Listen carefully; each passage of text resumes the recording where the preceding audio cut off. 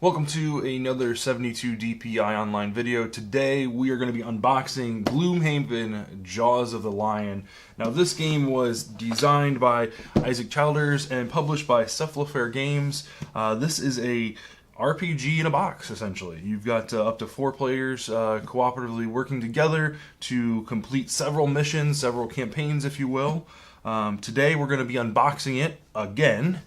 So fair warning ahead of time, the game has already been opened and unboxed. We haven't played it yet, but it has already been unboxed. However, I want to share that experience with you guys again, so just note that, there are things that already, the miniatures are already cut out, the enemies are already cut out, and everything like that, and kind of in their general baggies and storage places. So, not a true first look, but still an unboxing nonetheless. So let's take a look at the box itself. It is a pretty hefty box.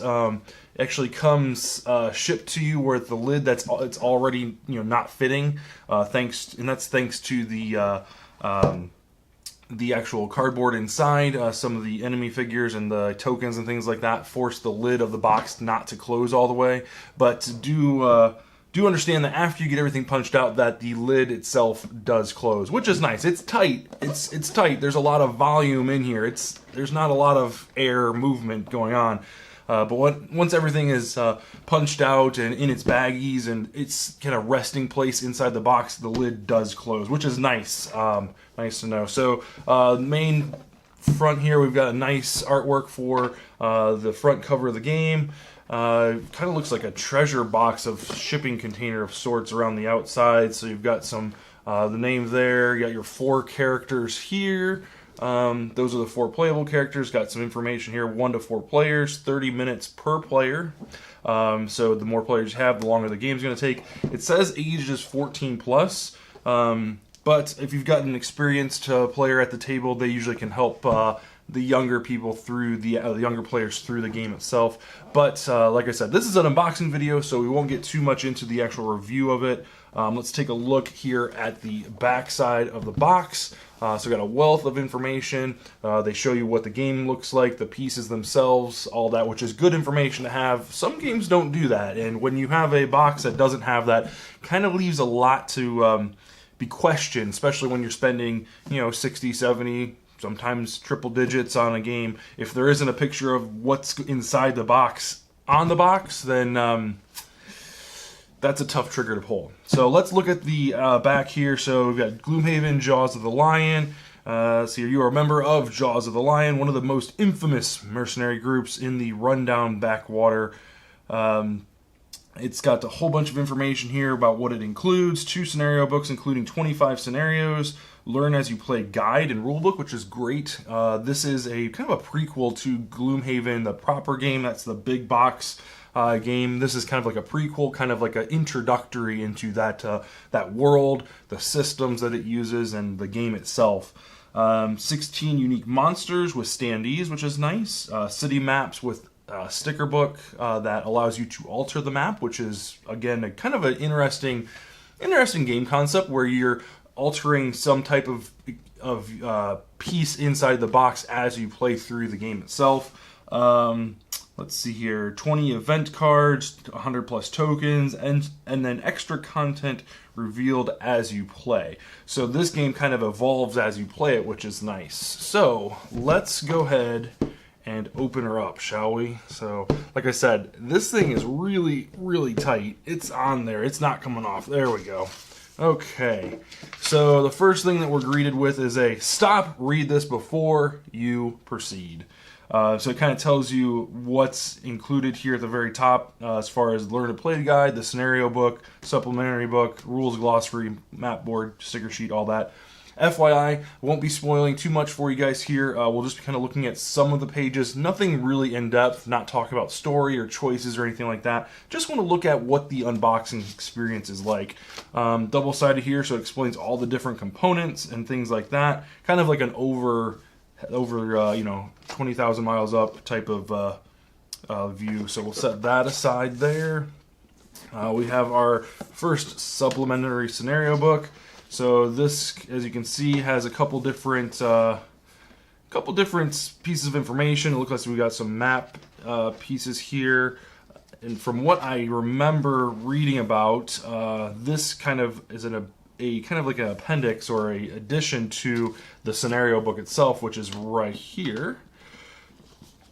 So this will kind of give you the story of the Jaws of the Lion group and kind of how you come into this campaign and this world.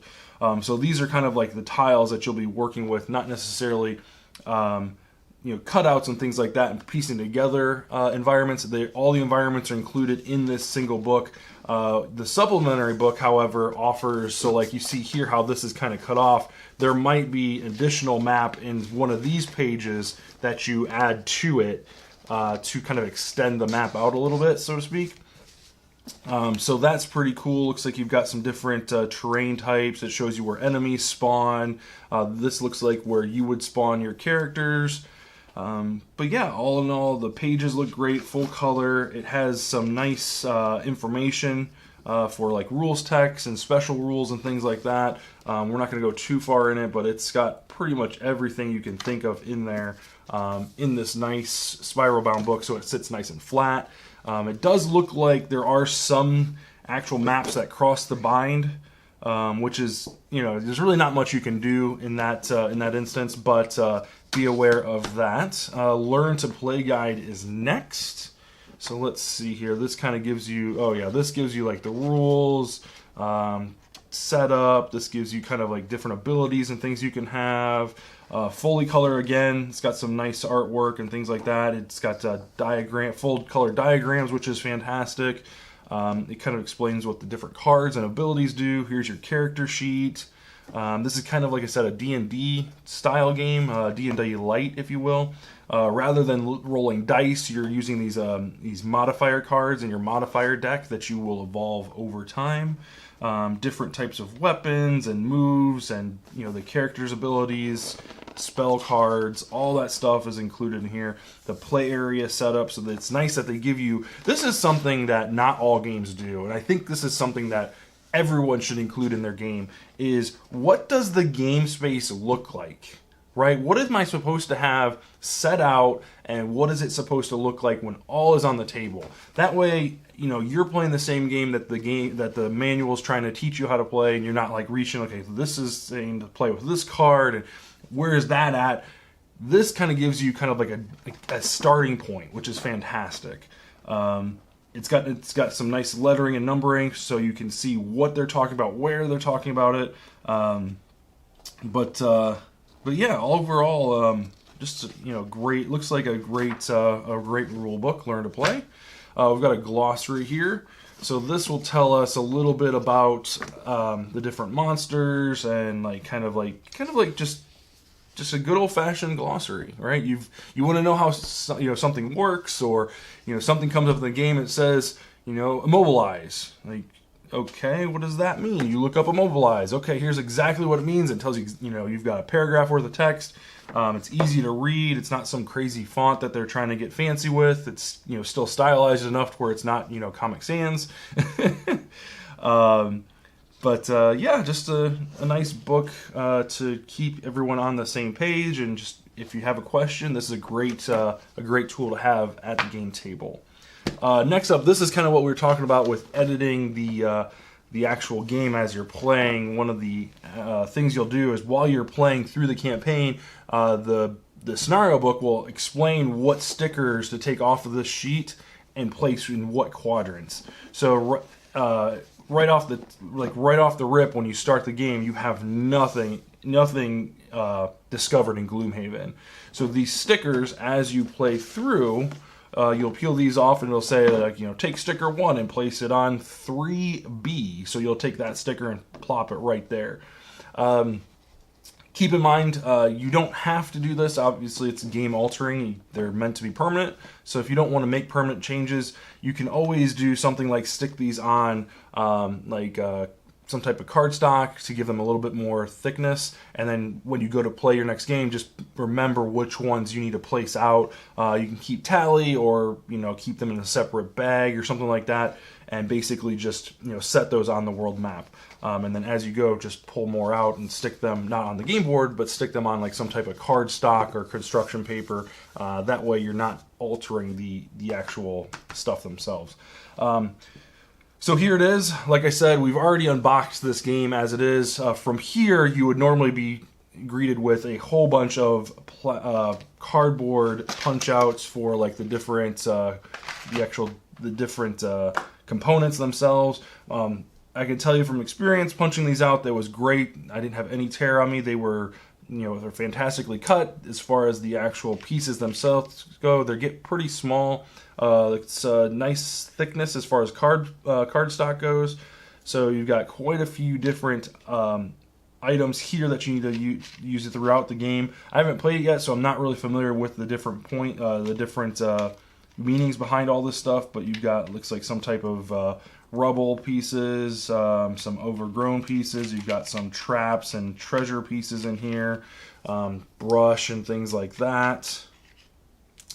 And then the other thing that's nice about this game is they try to explain how to store this stuff in the box itself. There's a few kind of alterations that you have to make with these actual tokens themselves to get them to fit nice and neat, to keep the lid from bulging up.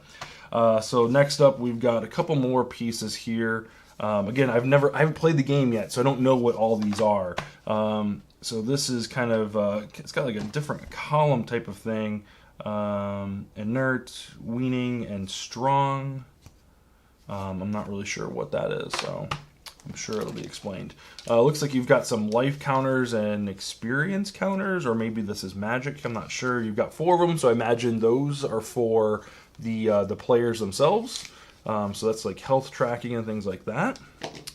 Let's see here. So here are some of the tokens here for the for the enemies, the NPCs.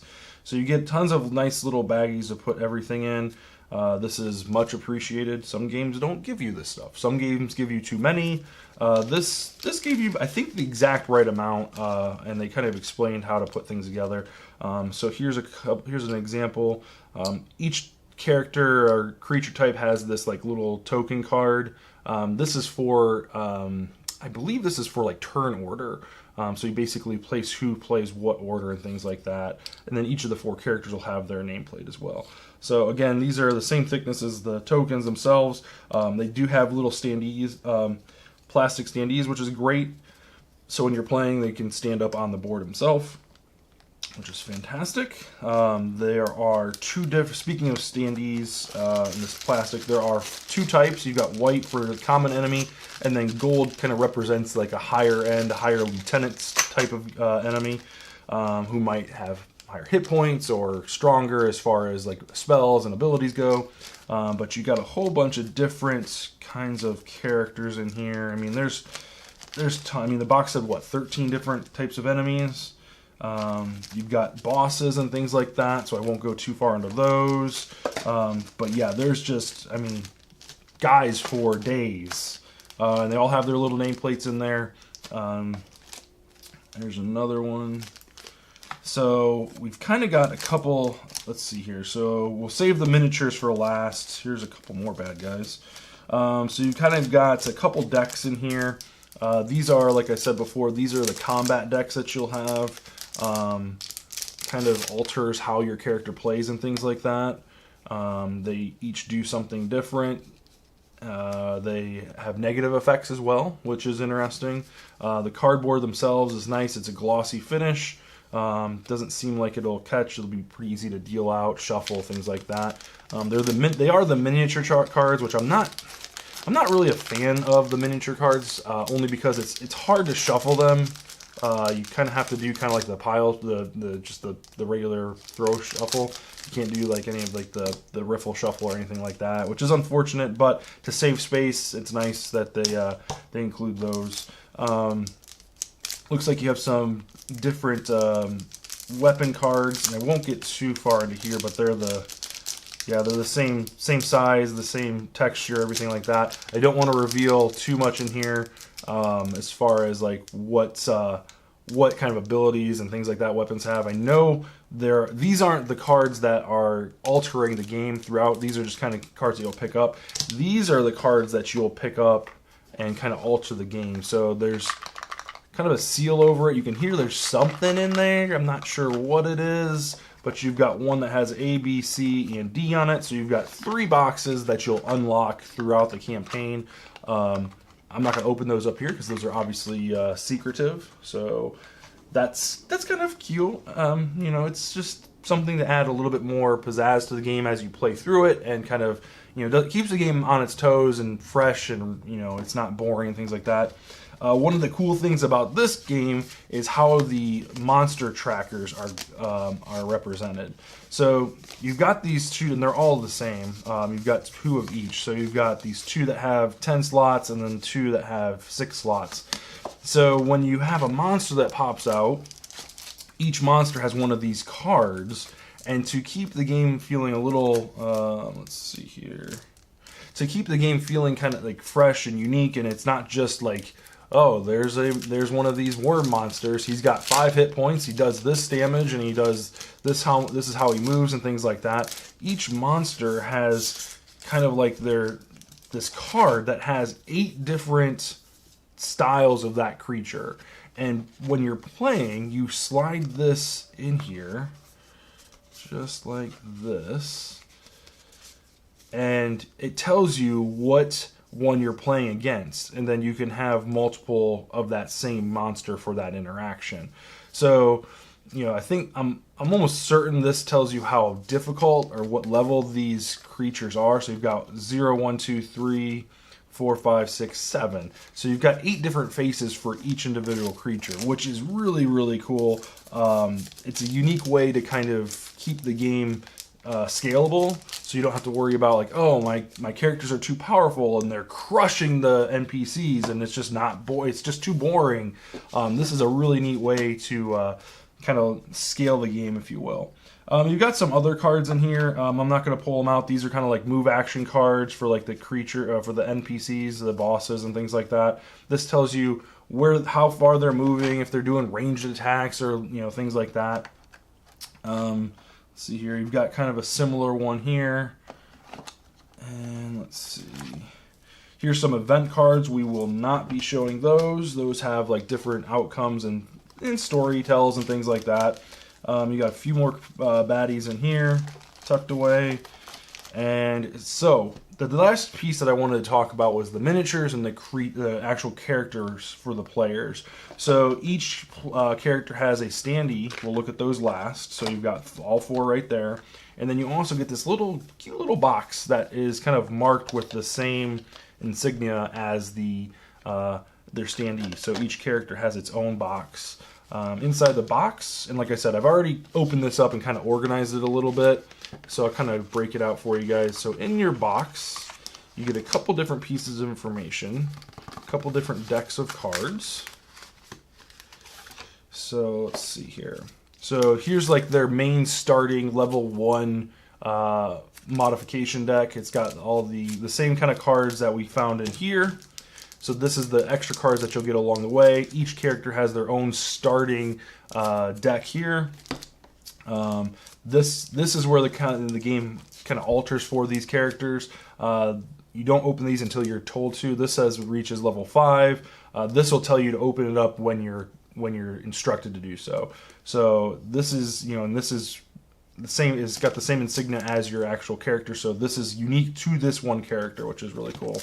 You've got your standard cards in here. This is like your movements and ability cards and things like that. So it kind of tells you what you're doing, what level and things like that you're at. It gives you the name of the spell or the ability. But yeah, I mean, they're the full size cards, which is great. So if you want to buy sleeves, and I know like Fantasy Flight will sell sleeves that fits this size of cards. So if you want to sleeve up these decks, you can. I do warn you though, if you sleeve those up, I fear that you're probably not going to fit everything back in this box. With how tight things are, I don't know if you're going to or not. This is unique to each player, so each player will get a pad that has probably about maybe half a dozen to a dozen sheets of their player sheet. You'll only use one for a campaign. This will track your what level you're at, what type of notes, how much gold you have. It also kind of tracks the different items you have, and then also perks. So along with leveling up your character and getting stronger, and adding in like new movement cards and new item cards, you'll also get different perks that'll affect the way you move and affect different aspects of your character. So these are all unique to the character himself. So this guy is Hatchet. He's got the hatchet symbol, obviously. So this is unique to him. And then last but not least, I guess second to last but not least, you've got his player card itself. This kind of tracks health, and I'm not sure, maybe this is like renowned or level or something, I'm not sure. You've got places for your conditioned, you've got it's got your discarded spells, your active spells, your lost cards, and then whatever items kind of highlighted on the edge of each of his board. If you flip the board over, it shows you what his backstory is. So this is really cool. Each character has his own backstory, gives you a little bit more information to go off of if you really want to dive into that role-playing aspect, and I highly recommend that you do, because this game is so rich. And if you plan on moving forward into like Gloomhaven proper, you can carry these characters over into that game. It gives you a little bit of information as far as what he looks like on the front here with his artwork, so then you can paint or, create the miniature in his likeness if you so choose. I'm not sure what these are. You've got little tokens in here.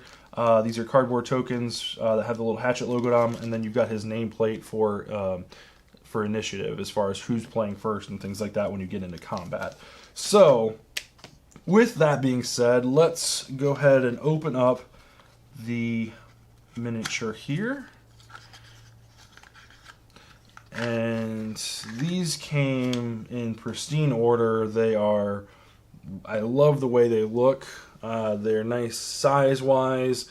You've got a lot of really nice detail kind of like on the front here. You've got ripples in the cloak. You can see his hatchets on his pants, underneath his belt. You've got like kind of straps and things like that on his belt buckles. You've got a whole bunch of detail within this actual miniature to really kind of paint him the way you want. I mean, you could always, like I said, you can always go off of the reference material in the game and, paint him to be exactly like that, which is probably what I will do to make sure that there's some continuity there. But there's a lot of detail there for you to really kind of dive into and customize these however you really want to. His quiver, I'm assuming it's a quiver of axes. It's got a little bit of detail here in the handles of the actual axes themselves. Looks like this little guy's got some horns of some sort coming out of his hat. The one thing about this is the one character that I didn't care for the face as much. Because he doesn't have a lot of detail. You can see he's got some type of beard going on, but the other thing is to keep in mind is within the picture, like in the reference card here, it doesn't show his face. It shows a little bit of his beard in like a brown and tan color, but it doesn't show his face. So having to really kind of go off of just painting it black, I guess, I don't know. That's gonna be a difficult one. So let's take a look at another one. Let's see here. This is like the goblin chick here. And she's a little bit smaller, and she gets stuck in the bottom of the case here. So she's a little bit smaller, but again, lots and lots of detail with this character. She's got some type of equipment on her hands, some type of boxing glove type of thing. I'm assuming she's more of a melee, close combat kind of. I think deals more with like explosions and things. Again, lots and lots of detail. The face on that one's much cleaner looking, easier to kind of identify where parts of the face are and things like that. So I won't open them all up. I'll leave that kind of up to you guys and things like that. But that's kind of like a first look at Gloomhaven Jaws of the Lion. I can't wait to get it to the gaming table. There's a lot of components, there's a lot of rules, but usually with these type of role-playing games, as long as they're deep enough within the actual game itself and the story and kind of what you're doing, usually the game's pretty good. So I'm looking forward to it. It's kind of weird to play a role-playing game that doesn't involve dice, but we'll see how these movement cards and things like that go, and see how it works out. So thanks for watching, guys. I appreciate it. If you do me a favor, leave a like on the video. If you're new here, go ahead and hit the subscribe button. If you like what you see, leave a comment down below if you've played Gloomhaven Jaws of the Lion, and what you like about it, what's things you're kind of looking forward to seeing us play. We'll be definitely bringing this to the game table and streaming it, so look forward to those streams and videos coming to this channel, 72 DPI Online. Really appreciate your time here. Thanks again, and have a great day.